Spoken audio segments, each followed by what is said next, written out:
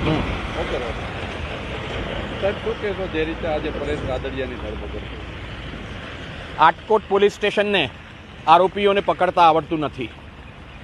પહેલાં આરોપી number 1 surrender થયો અને આજે પરેશ રાદડિયા પણ પોલીસ સ્ટેશન ખાલી છે. અંદર આટકોટ પોલીસ સ્ટેશનમાં જઈને તપાસ કરી તો કહે કે પરેશ રાદડિયાએ સરેન્ડર કર્યું છે. જમાદાર એની તપાસ કરે છે. તપાસ અધિકારી તો પીઆઈ રાઠોડ છે, એક લેડી પીઆઈ છે, ક્યાં છે? પીએસઆઈ સિસોદિયા ક્યાં છે? હેડ કોન્સ્ટેબલ ક્યાં છે? અને એણે સરેન્ડર કર્યું તો તમારે એને લોકઅપમાં મૂકવો પડે. લોકઅપમાં તો છે નહીં. આ આટકોટ પોલીસ સ્ટેશનની અંદર જઈને આવ્યો. લોકઅપ પુરુષોનું ખાલી છે. કહે છે કે અંદર બેઠો છે.